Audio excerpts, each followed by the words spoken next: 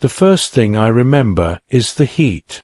Texas sun in the dead of summer, burning so hard it felt like God himself was trying to cauterize the land. Dust clung to every breath, a bitter grit in the mouth, in the eyes, even in the folds of your clothes. It got everywhere.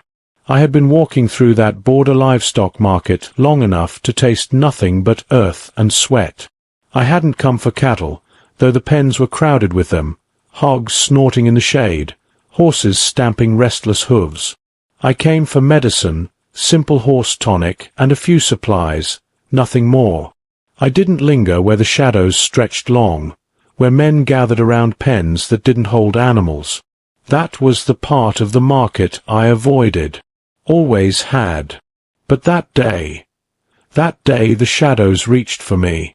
I felt it before I saw it, a tug on my coat, a weight too small to matter but too insistent to ignore. I turned, and there she was, a girl no more than 4 years old, barefoot on cracked earth, dark eyes wide and sunburnt skin stretched too thin. Dirt streaked her cheeks, her hair tangled in knots. She looked at me like I was the last post standing in a flood. "You don't have to take me," she whispered, her English broken but her meaning clear. "Just take my mama." I don't remember my answer because I didn't give one. I didn't need to. Her hand stayed on my coat like it belonged there, like letting go meant falling into some pit she couldn't climb out of. She pointed with the other, a trembling finger toward the farthest corner of the slave pens. I shouldn't have looked, but I did. There, slumped against a splintered post, was a woman, late 20s maybe, though pain makes years crueler. Her wrists bound with rope, so tight the skin had torn raw. One eye swollen shut, jaw bruised, lips split open. Her dress was ragged, streaked with dirt and blood, her chest rising shallow as if each breath might be her last. She looked more ghost than flesh. I had seen men broken like that, prisoners after a storm of war. Horses worked until their legs gave out. But never a woman. Not like that. And I felt something twist inside me. It wasn't pity. I've never had much use for pity. It was recognition. Something in the girl's eyes mirrored Clara's, my daughter's, from years ago. The same hunger, the same ache of needing someone bigger to hold back the dark. I had buried Clara with my wife 5 winters past, and I thought the ground had closed over me too. But now here stood this child with her small hand clinging to me like she knew I was all that stood between her and an end too awful to name. I walked toward the pen. The slaver sitting nearby perked up, tapping a fly swatter against his knee. His eyes were mean, the kind that liked what they saw in another's suffering. He grinned when I dropped a leather pouch on the table. Gold spilled out, dull and heavy. "I'll take both," I said. The man blinked. "Both?" I didn't explain. I just nodded toward the girl. His smirk faltered, but greed is stronger than cruelty most days. He swept the coins toward him, counting quick with dirty fingers. "Well, Cowboy, you just bought yourself more than you bargained for." Maybe he was right. But I'd had worse. I lifted the girl first. She came easy, light as a sparrow, her arms wrapping around my neck without a sound. Then I cut the woman down, careful as if she were glass about to break. She didn't stir, not a sound, not a fight. She weighed almost nothing, her body limp across my arms. I carried them through the dust. Not a soul spoke. Not one man dared. Maybe they saw something in my face. Maybe they didn't care once the coins had changed hands. But as I walked away, I heard the faintest whisper against my collar. "Thank you for taking both." Her voice was like breath against the wind. I looked down, but the girl had already buried her face in my shirt, clutching me like she'd found her place. I didn't answer. I just held them tighter. and with every step I took away from that market, I felt something I hadn't felt in years, the weight of responsibility. Heavy, unshakable, the kind that changes the course of a man's life before he knows he's chosen it. The ride back to my ranch stretched longer than it ever had before. The trail wound through scrub and stone, dry creek beds and thornbrush that rattled like bones in the wind. I'd ridden it 100 times, each trip the same silence, the same rhythm of hooves against dirt, the same horizon refusing to change. But this time, I wasn't alone. The girl sat in front of me, pressed against my chest, her tiny hands gripping the fabric of my shirt like if she let go, the world would swallow her whole. Her breathing was shallow at first, sharp with a leftover fear of the market, but as the hours passed, it slowed. Now and then her head would jerk upright, as if she feared the nightmare might return, only to settle again when she felt the steady rise and fall of my chest. Behind us, tied down gentle across a saddle blanket, lay her mother. The woman hadn't stirred once since I lifted her. Each time I glanced back, I half expected to see that her chest had stilled, that she'd left this world without even a sound. But faint as smoke, her breath lingered. Fragile. A candle flame threatened by the smallest wind. I told myself I had done it for the girl. That was the only reason. I hadn't gone looking for them, hadn't wanted them, but once she had tugged on my coat, once I'd looked into those eyes, there'd been no walking away. I thought of Clara then. My Clara. The way she used to toddle after me in the yard, arms too short to wrap around my leg, but trying anyway. She'd grip my trouser with sticky fingers and laugh, her voice high and wild, as if she owned the whole world and I was just part of it. That memory used to feel warm. Now it felt like pressing my hand to a scar, tender, but too deep to ever heal. I had buried her in the cold earth beside her mother, both gone before winter's thaw. Fever had taken Clara in 2 nights. My wife followed soon after, hollowed out from grief. I had stood in that frozen ground, shovel in my hands, the wind cutting through my bones, and I remember thinking that the earth had swallowed not just them but me too. That nothing living remained. And yet, here I was with another child gripping me like I was her anchor, her lifeline. Her head shifted against me. I felt her lips move, though no words came. She had fallen asleep, her breath warm against my chest. I didn't know when the last time she had slept in safety was. Maybe never. The thought clawed at me in a way I wasn't ready to admit. The hours dragged. My horse's steady gait carried us across the dry hills. The sun bled into the horizon, painting the sky with a wash of rust and purple. Shadows grew long, stretching across the land until they swallowed us whole. I kept riding, each mile heavier than the last, until at last the outline of cottonwoods rose against the fading light. My ranch. My prison. The cabin sat small beneath the trees, the same as it had for years. The fences stretched wide, though half the rails leaned from storms and neglect. The barn slouched tired but still stood. It was a place no one visited, no one cared to. That had been my way of surviving. Distance. No neighbors, no friends, no prying eyes. Just me, the land, and ghosts. I reined the horse at the porch. The girl stirred awake, blinking, confused at the sudden stillness. I set her down gently. She didn't let go of me at first, her fingers clinging until I promised her with silence that I wasn't leaving. Only then did she slip her hand into mine, small and fragile but determined. I carried the woman inside. She weighed less than a sack of grain. Her skin was hot, fever burning through her veins, and her head lolled against my shoulder. For years I had avoided that room. Clara's room. Painted pale blue, the toys still on the windowsill, her shoes under the bed, the photograph of her with a lamb sitting on the nightstand. I hadn't so much as crossed the threshold since the day I lost them both.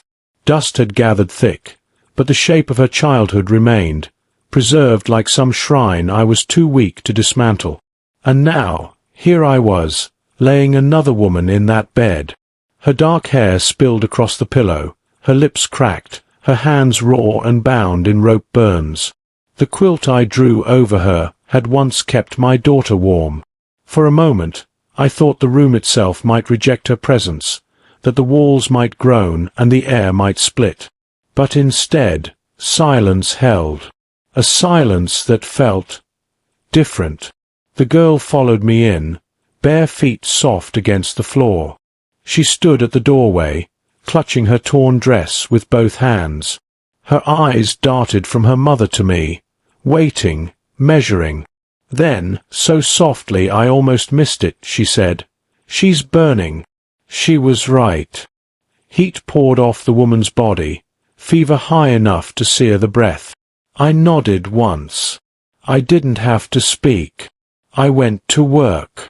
I boiled water on the stove, crushed willow bark from a tin I'd nearly forgotten, mixed it with molasses to dull the bitterness.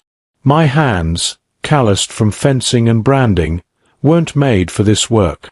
But they did it anyway.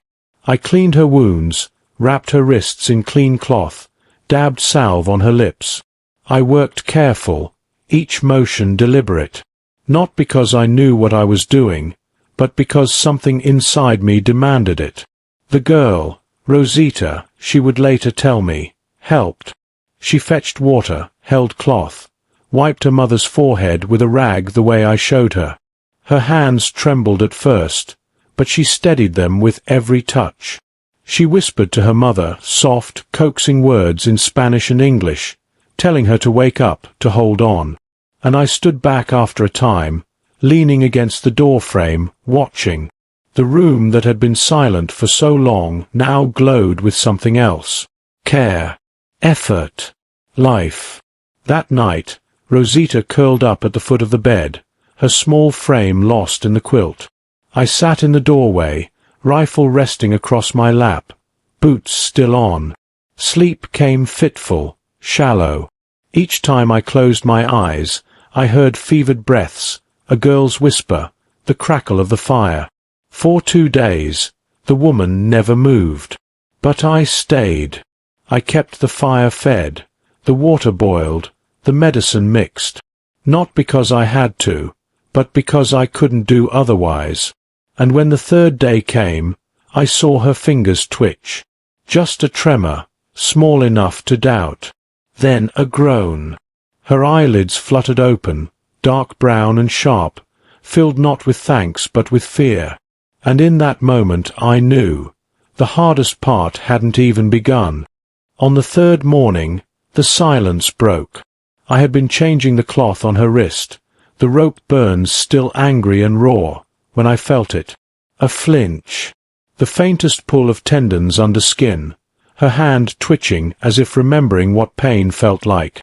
Then came the groan, deep and low, dragged from somewhere beneath fever and exhaustion. Her eyelids fluttered. I froze. When her eyes finally opened, they were sharp, brown as the earth, but feral.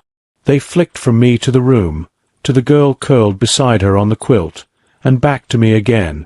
She saw the bandages, the water basin, the fire in the stove. None of it seemed to reach her. All she saw was me, a man.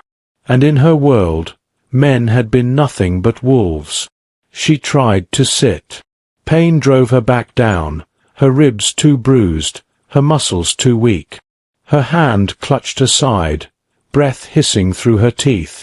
I stepped forward without thinking, reaching to steady her. She recoiled, eyes blazing. "Where's my daughter?"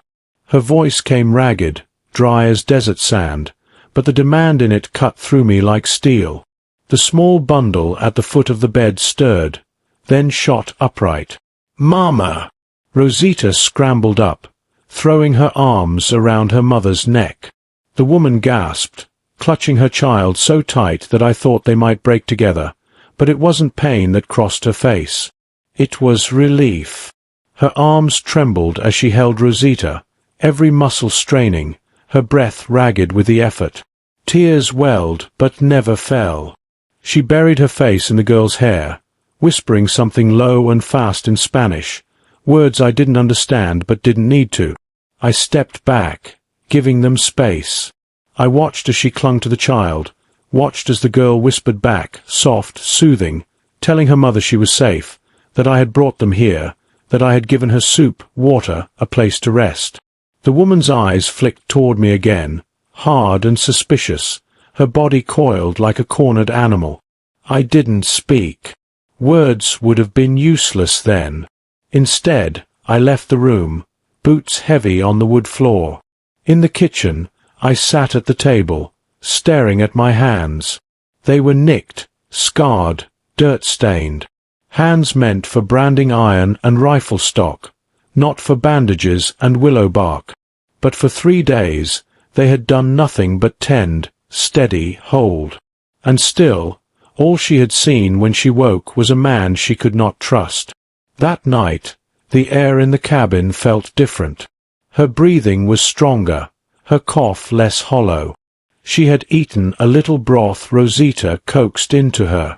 But her eyes never left me when I entered. Distrust hung thick between us, heavier than smoke.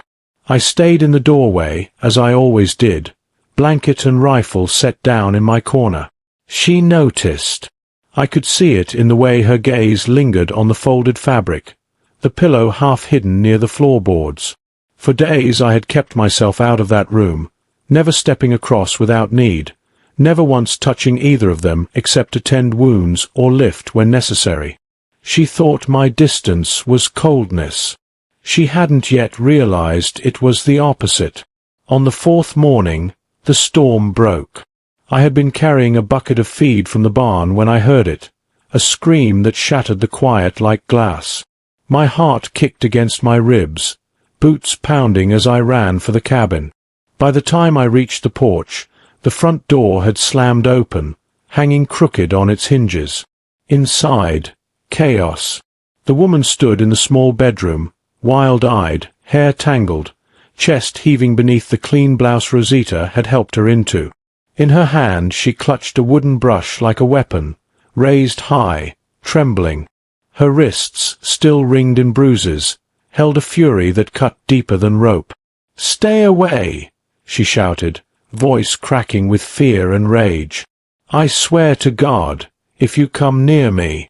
I stopped in the doorway, hands raised, palms open. No weapon, no threat. Just distance. "It's all right," I said quietly. "You're safe." But she didn't hear me. Or maybe she couldn't. Years of hurt had deafened her to any promise of safety. Her body shook with a storm that had lived too long inside her. She lunged. The brush cracked against my shoulder once, twice, again. Each strike landed with more grief than strength, more desperation than intent. She wasn't trying to kill me. She was trying not to be helpless anymore. "You bought me," she cried, the words breaking, splintering. "You think that gives you rights? That I'm yours now? Just another thing on your land?" I didn't flinch, didn't block, didn't strike back. I let each blow fall, let her pour every ounce of fury into it, because I knew it wasn't me she was fighting. It was every chain, every night in that pen, every man who had looked at her like she was nothing more than flesh for sale. When at last her arm dropped, trembling, her chest heaving with sobs she wouldn't let loose, I met her gaze. One word left my mouth. No. No anger. No claim. Just truth. I turned then and walked out, leaving her collapsed on the floor, the brush clutched tight in her shaking hands. From behind the door frame, I heard movement. A small shadow, light footsteps. Rosita crept in, her little hands tugging at the hem of her nightdress. She went to her mother, knelt beside her, and whispered, "He sleeps on the floor." Her mother's breath hitched. "He never touches," Rosita went on. "He makes soup. He brushes my hair. But he sleeps on the floor every night by the door. I see him. Silence followed. Then, slowly, painfully, I heard the sound of something breaking. Not the kind that shatters, but the kind that makes room. And I knew then, trust is not given in a moment. It is built, brick by brick, on actions too small for words. I just had to keep building. After the storm, the cabin settled into a silence I hadn't known before. Not the hollow silence I had lived with for years. That kind was empty, heavy, filled with ghosts. This was different. This was the silence of two storms circling each other, waiting to see if they'd pass or collide again.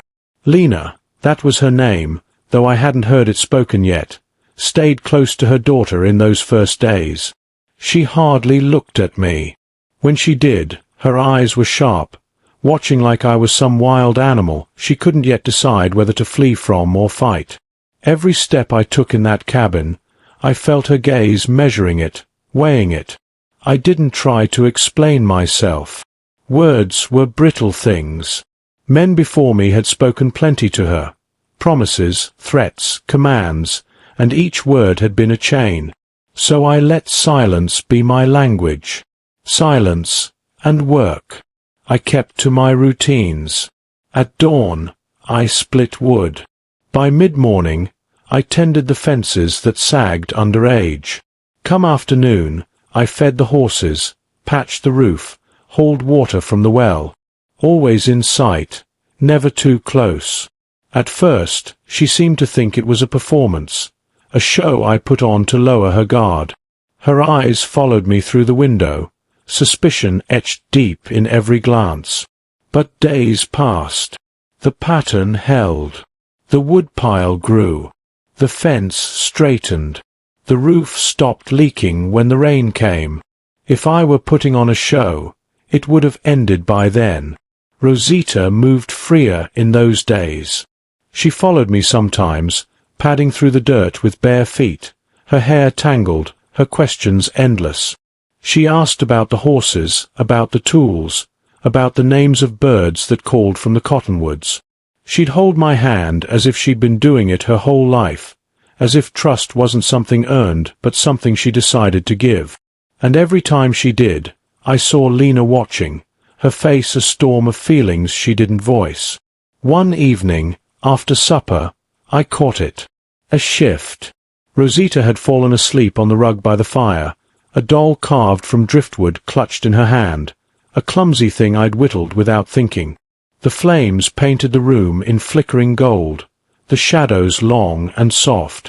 Lena sat beside her daughter, one hand resting lightly on the child's hair. For the first time, her shoulders weren't tight with suspicion. For the first time, her eyes weren't knives. She looked at me then. Not long, not soft, but different. "You sleep on the floor," she said. Her voice was steady, though faint, the fever still leaving her weak. I nodded once. Closer to the door. To watch us. There was steel under the question. To guard, I answered. She studied me, trying to find the lie. I let her look. She would find none. After a long moment, she turned back to Rosita, brushing a strand of hair from the girl's forehead. She didn't speak again that night, but the question itself had meant something. It had been the first stone shifted from the wall between us. The days kept moving, as they do whether you want them to or not. Lena began to walk again, slow and halting at first, leaning on the doorframe for balance. She refused my hand when I offered it, though I could see the effort left her trembling. I didn't press. Independence was her armor, and I wouldn't strip it from her. She helped with small things when her strength allowed. Gathering eggs, shelling beans, sewing a torn sleeve of Rosita's dress with nimble, practiced fingers. She worked in silence, but it was not the silence of distance anymore. It was the silence of someone relearning what it meant to exist outside of chains. One afternoon, As the wind rattled through the cottonwoods, I returned from the barn to find her on the porch. She sat in the rocking chair that had belonged to my wife, the chair I hadn't touched since the day I buried her. Lena's eyes were closed, her face lifted to the sun. Rosita played at her feet, chasing dust motes that spun in the light. The sight stopped me cold. 4 years, that porch had been nothing but wood and dust. Now it held life again. Fragile, wary, scarred, but life nonetheless. Lena's eyes opened, catching me at the edge of the yard. For once, she didn't look away. She didn't smile, didn't thank, didn't soften. But she didn't sharpen either. She just looked. And in that look, I saw something that unsettled me more than her anger ever had. I saw possibility. That night, sleep didn't come easy. I lay on the floor by the door, staring at the ceiling beams, listening to their breaths. The house felt fuller than it had in years. Not just with sound, but with weight, with presence, with responsibility. And as I listened to the faint murmur of Lena's voice telling Rosita a story in Spanish, words I didn't know but felt deep in my bones, I realized something I hadn't let myself believe in a long time. This house might one day be more than a tomb. It might be a home again. The first sign came on a Sunday. I was mending a broken latch on the barn door when the sound of hooves carried down the valley. Not the slow, steady rhythm of farm work. No, this was faster, sharper. Riders. By the time I stepped into the yard, a cloud of dust was already curling along the dirt road. 2 men came into view, their horses lathered from the pace. I knew one of them by name, Eli Turner, a rancher from 2 ridges over. The other, I didn't. He wore a bowler hat low over his eyes, his coat too fine for ranch work. They pulled up at my gate, boots hitting the earth with the weight of men who didn't bother asking permission. "Afternoon, Bo," Eli said, his voice carrying that easy drawl of false friendliness. "Heard you been keepin' to yourself more than usual. Folks get to wonderin'." My eyes flicked to the stranger. He didn't dismount, just sat astride his horse, scanning my land like it was up for sale. His gaze lingered on the cabin. "Too long." "Been workin'," I answered flatly. "Land don't mend itself." Eli chuckled, but it didn't reach his eyes. Sure. Funny thing, though. Heard tell there was trouble out near Abilene. Market got hit. Some merchandise gone missin'. Man ridin' a wagon out that way, dark hours.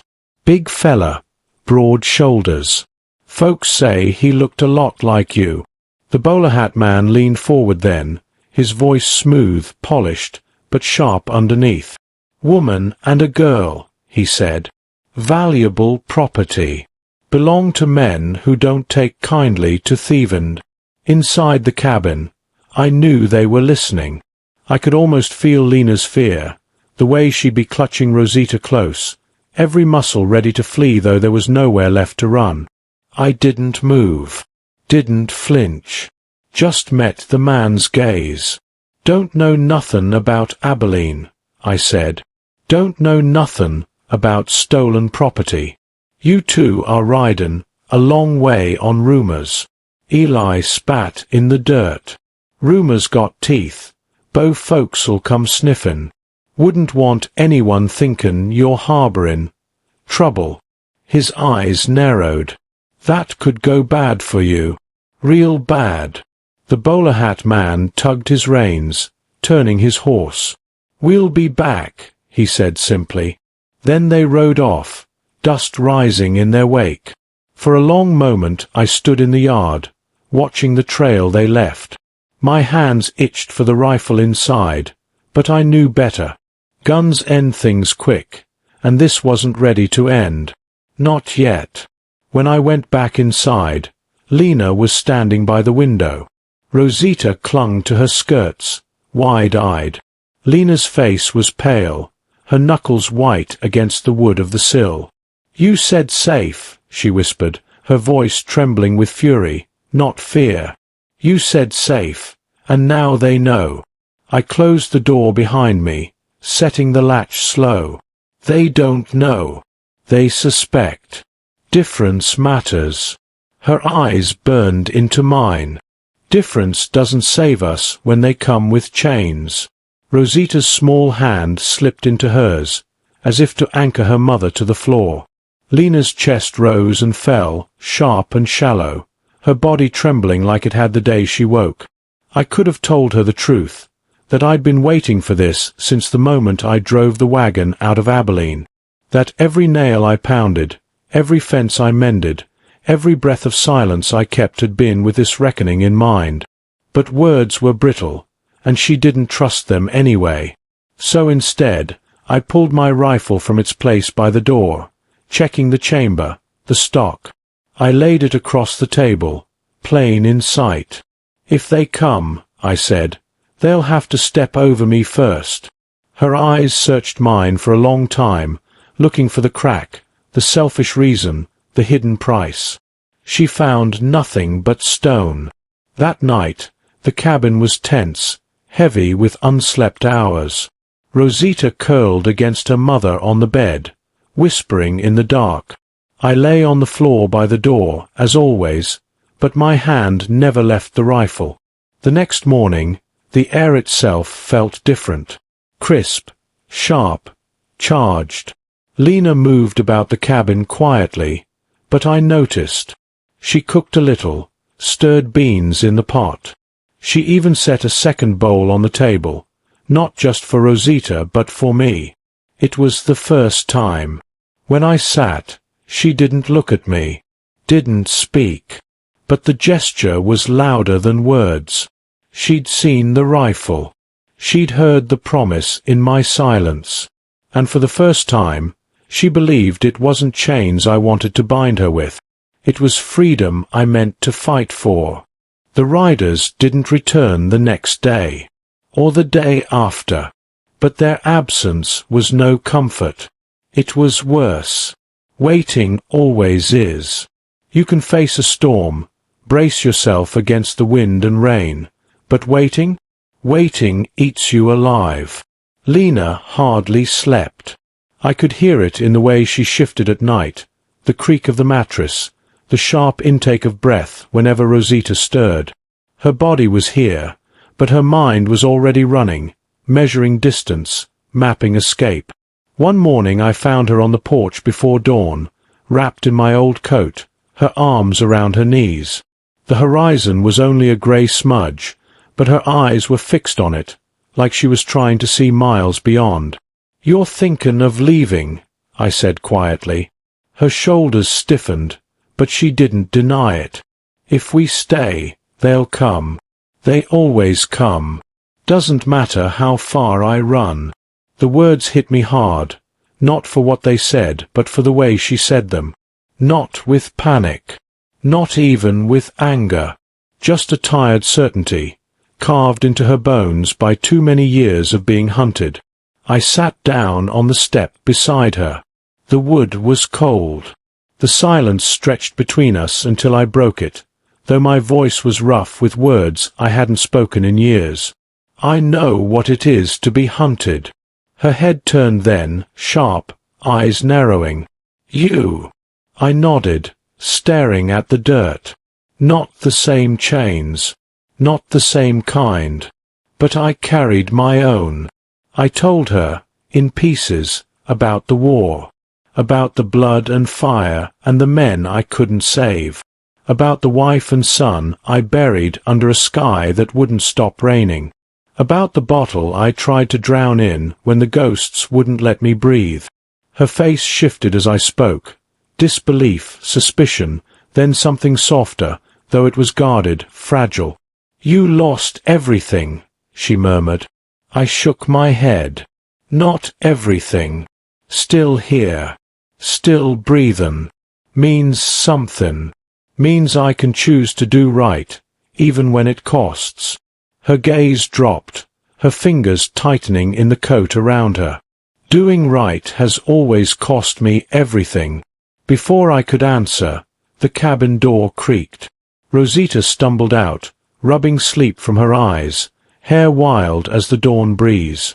She climbed into her mother's lap, curling there as if she belonged nowhere else. Lena pressed her cheek to the girl's hair, but her eyes stayed on me, searching again. That day, I worked the fences farther out, half for the chores and half to keep watch on the road. The land stretched wide around me, but it felt smaller now, hemmed in by the invisible circle of threat closing in. Late afternoon, I saw it. Another rider, alone this time. The bowler hat man. He reined in at the edge of my property, didn't cross the fence line, just sat his horse and watched, long enough for me to feel it burn into me. Then he turned and left. When I came back to the cabin, Lena was waiting at the door. She'd seen him too. "They're circling," she whispered. I nodded once. "Testing. Like wolves." Her hand tightened on the doorframe. "If they come in force, you'll die for us." "Maybe," I said. "But I'll make 'em bleed first." Her eyes searched mine again, and this time she didn't look away. She didn't like what she saw, not the violence, not the risk. But she understood it.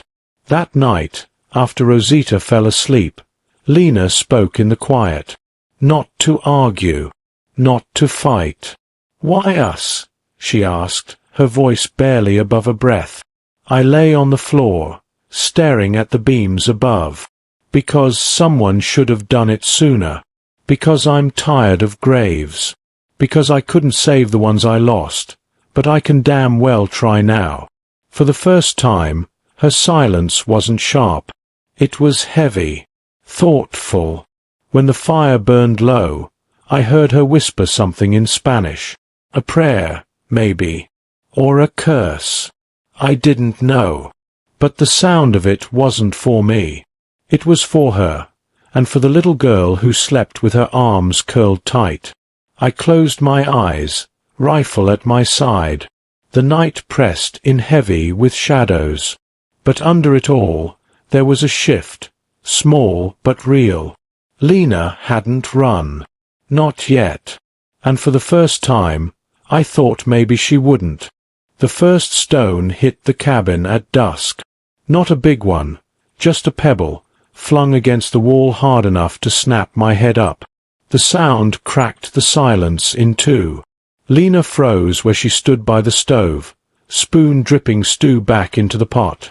Rosita, humming to herself with a rag doll in her lap, didn't notice. I moved to the window, rifle already in hand. Nothing. Just the wide darkening yard, the line of trees beyond. The world holding its breath. Another stone came, this one clattering against the roof.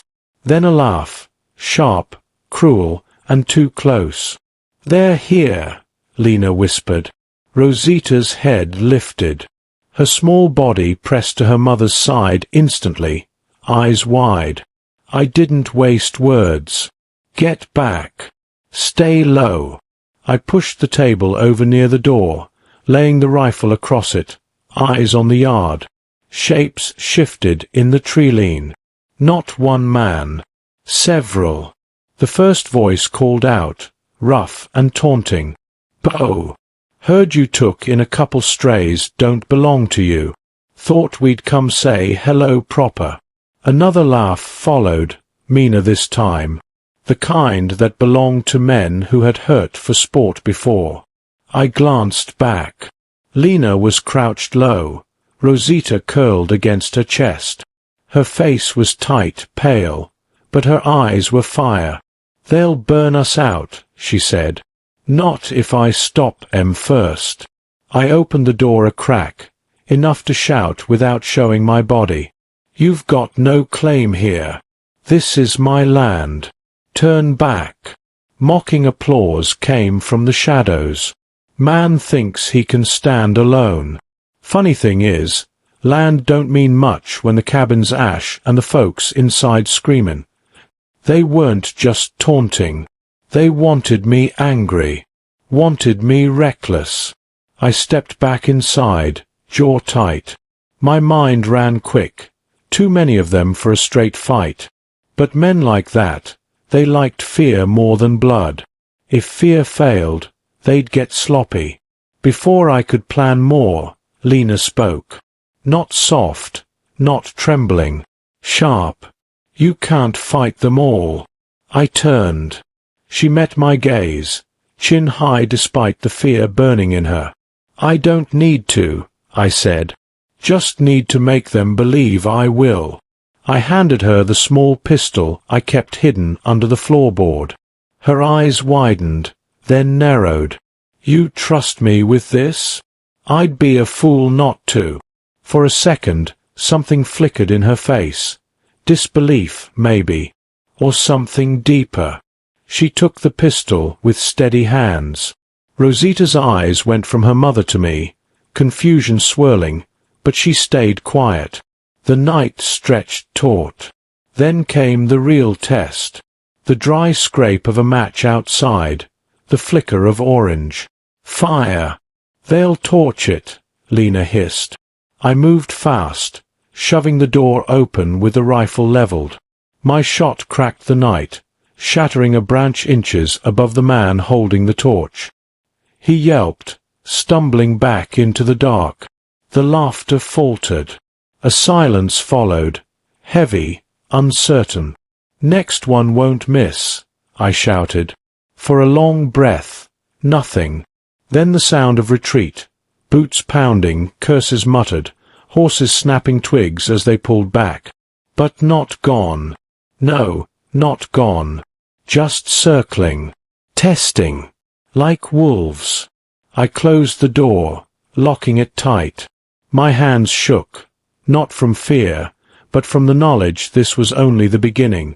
When I turned, Lena was watching me. Still crouched low, pistol gripped in her hands, Rosita clutched tight against her side. You didn't shoot to kill, she said. No, not yet. Her breath came sharp. They'll come again. Yes. She stared at me for a long time, then nodded once. Slowly, carefully, she slid the pistol into her skirts, close to her body. When Rosita finally drifted to sleep against her mother's chest, Lena's voice reached me in the quiet. You were right, she said. About wolves. They don't stop unless you kill the lead. Her words hung heavy, sharper than the pistol she now kept near. She wasn't wrong. For the first time since she'd stepped into my cabin, I realized something had shifted. She was no longer only surviving. She was preparing to fight. And maybe, just maybe, preparing to fight with me. The night after the stones, I didn't sleep. I sat with the rifle across my knees, ears straining at every creak of wood, every sigh of wind through the trees. Lena dozed in the chair by the hearth, pistol clutched in her lap, Rosita curled across her legs. The child slept like children do, even in the middle of danger, heavy, trusting. But Lena never really closed her eyes. She drifted, then startled awake, drifted again. Every time she woke, her gaze flicked to me, to the window, to the door, watching for what we both knew was coming. It came just before dawn. The horses first, hooves muffled in the dirt, circling. Then the voices, sharper now, stripped of mockery. Bo! You've got two choices. Send the woman out, or we'll drag her out through the smoke. Rosita stirred at the shouting. Lena pressed a hand to her back, whispering soft Spanish words I didn't know, but I could feel the weight of them. Stay calm, stay still, Mama is here. I lifted the rifle, heart pounding steady. I'd been in sieges before. You hold as long as you can, make every shot count. But this wasn't a fort, and there was no army coming behind me. This was a cabin, a woman, a child. And me. The first gunshot shattered the window. Wood splintered. Glass fell in shards. Rosita cried out, muffled against Lena's dress. I fired back. One shot, clean, into the tree line. A curse echoed, followed by the thud of someone hitting the dirt. "Hold her," Lena hissed to herself, clutching Rosita tighter. Her other hand brought the pistol up, steady despite the shaking in her shoulders. Another shot tore through the wall, grazing the table I'd flipped as cover. Smoke from their torches followed. The wolves weren't just testing anymore. They meant to end it tonight. "Stay low," I barked, then leaned out the broken window and fired again. One man went down hard, the torch in his hand snuffed out in the mud. The rest pulled back behind cover. But they didn't leave. Minutes stretched, broken by gunfire and shouts. My ears rang, my shoulder throbbed from recoil, but my focus stayed locked. Every shot had to count. Every hesitation could mean death. Through the haze, I caught sight of movement inside the cabin. Not mine, not Rosita's. Lena. She had risen to her knees, pistol steady, eyes sharp and blazing. She wasn't cowering. She wasn't running. She was firing back. The crack of her shot startled me, not because it was unexpected, but because it was clean, controlled. A man cried out, stumbling into the open. I finished him with the rifle. She looked at me then, across the smoke and chaos, her face fierce and alive in a way I hadn't seen before. Not a survivor clinging to escape. A fighter, standing her ground. Rosita's sobs filled the room, sharp and small against the roar outside. Lena pulled her back down, shielding her body with her own, whispering again, voice fierce even through the tenderness. "Don't look, Mia Moore. Don't look." The shooting slowed, then stopped. Silence pressed heavy.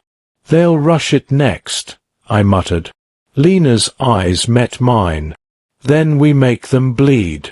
The words were simple, but the way she said them, it was like iron forged in fire. We braced ourselves, weapons ready, hearts pounding in rhythm with the silence outside. Then the crash came. The door shuddered under a heavy shoulder. Once, twice, a third time, harder. Rosita screamed. I planted myself against the table, rifle aimed dead at the door. Lena crouched beside me, pistol steady. Our breaths came quick, sharp, in unison. The fourth blow split the wood. The fifth cracked it wide enough for a hand to shove through. I fired. The scream outside told me I hit true. But the door wouldn't hold. Not much longer. Through the smoke, the fear, the pounding of my own blood, one truth settled deep in me. They weren't after me. They weren't even after Lena. They were after Rosita. And I knew, clear as the breaking dawn outside, that I would not let them have her. Not if it meant my last breath. Not if it meant burning the whole world down around me. The wolves howled outside, ready for the final rush.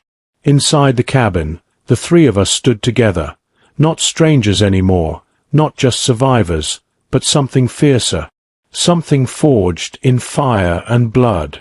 And when the door broke, we would meet them, together. The cabin door finally gave way on the sixth blow. The hinges screamed, wood splintered, and then it crashed inward with a sound like a tree splitting under storm wind. The first man through came wild-eyed, teeth bared, shotgun raised. I didn't think. I fired. The blast took him square in the chest, knocking him back into the yard. His body tumbled into the mud, lifeless before it stopped moving. But there were more. Too many more. The second came low, ducking my rifle. He lunged at me with a knife, catching my shoulder as I swung. Pain flared hot, sharp. I slammed the butt of my rifle into his jaw, felt the crunch of bone, then finished him with a shot point-blank. The noise was deafening inside the small cabin. Gunfire, shouts, Rosita's terrified cries, Lena's fierce voice. "Stay behind me, mi amor. Don't move." A third man shoved inside, face twisted with rage. He spotted Lena crouched by the hearth, pistol steady in her hand. I turned, too slow. The shot cracked before I reached her. Lena's. The man staggered, clutching his gut, eyes wide in shock as he collapsed onto the cabin floor. For a heartbeat, silence. Then another crash, window glass shattering. A figure rolled in, rifle leveled at the room. I dove, dragging Lena down with me as the bullet tore through the air above our heads. Rosita screamed, small hands clamped over her ears. I came up firing, my shot catching the intruder in the shoulder. He spun, dropped his rifle, but before I could finish him, Lena's pistol barked again. He dropped, this time for good. The air stank of powder and blood. Smoke curled from the shattered door, the broken windows. The cabin that had been my sanctuary now felt like a coffin, filling fast with death. And still they came. Another figure burst through the door. Bigger, meaner, swinging an axe like he meant to split me in two. I barely got the rifle up in time. The blade carved through the wood, inches from my skull. I wrestled with him, the rifle caught between us, his breath hot and foul in my face. His strength drove me back, boots skidding on the blood-slick floor. My arms burned, my chest heaved. I was losing ground. Then a sharp crack rang out beside me. The man stiffened, eyes wide, then dropped at my feet. Lena stood behind him, pistol smoking, Rosita clutched tight against her hip. Her chest rose and fell in quick bursts, but her eyes were steady. Not prey, not helpless. A survivor, a fighter. The last of them hesitated at the door. Their laughter was gone now, replaced by something colder, uncertainty. They hadn't expected a fight like this. "Go!" I roared, rifle raised, blood dripping from my arm. "Or I'll bury every last one of you in this dirt." For a moment, no one moved. Then, slowly, they backed away, curses muttered, boots pounding retreat. The sound of hooves thundered off into the trees. And just like that, silence fell. The only sounds left were the crackle of the dying fire outside, the drip of blood on the floor, Rosita's soft sobs against her mother's chest. I lowered the rifle, chest heaving. My shoulder throbbed, warm blood soaking my shirt. The cabin stank of death. 3 bodies lay sprawled across the floor, 2 more outside. It wasn't victory. It was survival, thin, ragged survival. Lena lowered herself to the floor, still clutching Rosita, the pistol slipping from her trembling hand. Her eyes found mine across the wreckage. "You're bleeding," she whispered. "So are you," I said, though I wasn't sure if it was her blood or someone else's staining her dress. We sat there in the ruin, staring at each other, breaths ragged, bodies shaking. And in that silence, I realized something. The wolves weren't done. They'd tasted blood, lost men. They'd come back. Stronger, angrier. And when they did, the cabin wouldn't hold. I had a choice. Stay and die in this ruin. Or move, take Lena and Rosita into the wild, into the unknown, away from everything I'd built. For the first time since I'd buried my past, I knew the answer. Because it wasn't just my fight anymore. It was ours. The silence that followed the fight was worse than the gunfire. No more shouting, no more boots hammering the dirt, only the crackle of the hearth and the faint rasp of my own breath. The cabin smelled of smoke, powder, and blood. Bodies lay across the floor, their faces already fading into shadows I didn't want to carry. My shoulder throbbed where the knife had cut deep, blood still seeping through the torn fabric. Every movement was pain. But the worst wounds weren't mine. Rosita's sobs filled the small space, soft and broken. She buried her face against her mother's chest, too young to understand, but old enough to know the world had just become more dangerous. Lena held her tight, rocking gently, though her own hands trembled. Her dress was streaked with blood. Not hers, not Rosita's, but it didn't matter. The stain would never leave her skin. For a long time, neither of us spoke. We just breathed, alive by some cruel miracle. Finally Lena lifted her eyes to mine. They were hollow and fierce all at once. "They'll come back," she said, voice low, steady. I nodded. "And next time, they'll bring more." She looked around the wreckage of the cabin. Shattered windows, broken door, the blood pooling on the wood. This place had been a refuge for me, a hiding place from the world. Now it was a grave waiting to close over us. "We can't stay," she whispered. Her words hit like a hammer. The cabin was all I had left of who I'd been. Every board, every nail, carried the ghost of the man I used to be. Leaving it felt like burying myself all over again. But then I looked at Rosita. Her small hands clutching Lena's dress, her wide eyes full of fear. The cabin wasn't home anymore. She was. "We'll leave at first light," I said. Lena nodded once, no hesitation. She had already let go of the past. I hadn't. Not until now. I began gathering what we could carry. The rifle, the pistol, a sack of food, a blanket. Each step sent fire through my shoulder, but I kept moving. Pain was nothing compared to the weight of failure. When the dawn came, pale and cold, we stepped out into it together. The cabin stood behind us, blackened and broken, a tombstone of a life I couldn't return to. Ahead lay the forest, endless, dark, unknown, and somewhere beyond it, the wolves waiting. We walked anyway, because survival wasn't about walls or guns anymore. It was about us. The forest loomed ahead, shadowed and deep, a green wall hiding everything we might find beyond.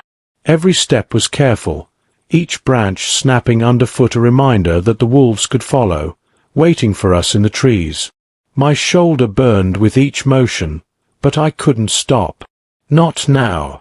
Not when Rosita's small hand gripped mine so tightly that it burned with the effort of holding her steady. Lena walked beside us, her face pale but determined. She carried her own scars inside and out, yet the strength radiating from her was sharper than any weapon. Every so often she would glance at me, a silent question, "Are we enough?" And every time I answered without words by keeping us moving. Forward. Always forward. The sun rose, spilling light across the forest floor, cutting through the mist and shadows like a promise. I could hear distant cries, the faint rush of hooves, not ours but theirs. The wolves had not given up. But neither had we. We weren't running. We were moving together, 3 bodies, 3 hearts, 1 purpose. The clearing appeared suddenly, a hidden glade surrounded by thick oaks. It was small, but it offered cover, space to breathe, and for the first time since the auction, I felt a flicker of hope. Rosita's eyes widened at the sight of wildflowers scattered through the grass. She released my hand and ran a few steps, twirling in the early light, laughter spilling out, small and fragile, but real. Lena knelt, lifting her daughter into her arms. "You're safe now," she whispered, her voice steady for the first time in weeks. "You're really safe." I lowered myself to sit against a fallen log, my body aching, my bloodied shirt sticking to my skin. I watched them, and for the first time, I allowed myself to feel the weight of survival in a new way. Not as a burden, not as something to endure, but as something precious. Fragile, yes, but ours. Minutes passed. Hours, maybe. The wind shifted, carrying the scent of pine and wildflowers, and I realized the wolves hadn't followed. Perhaps they had given up. Perhaps they hadn't expected us to fight like we did. Perhaps, in some small corner of the world, they had learned not to underestimate us. Lena approached, wiping dirt from her daughter's cheeks. "What now?" she asked, looking at me. I shook my head, thinking. "Now we live," I said softly. "We take one day at a time. We heal. We rebuild. Not this cabin, not that life, something new. Something ours." Rosita crawled into my lap, small arms wrapping around my neck. "Papa," she whispered. "Yes," I said, holding her closer, feeling the warmth of trust settle between us. Lena watched, her hand resting on my shoulder. No words were needed. All that mattered was that we were alive, together. Scarred, yes, but stronger for it. The sun rose higher, spilling golden light across the Texas plains. For the first time in years I felt it. Not grief, not emptiness, but a beginning. A real beginning. And in that moment, I understood something I hadn't known before. Life wasn't about surviving the past. It was about protecting the future. And ours had just begun.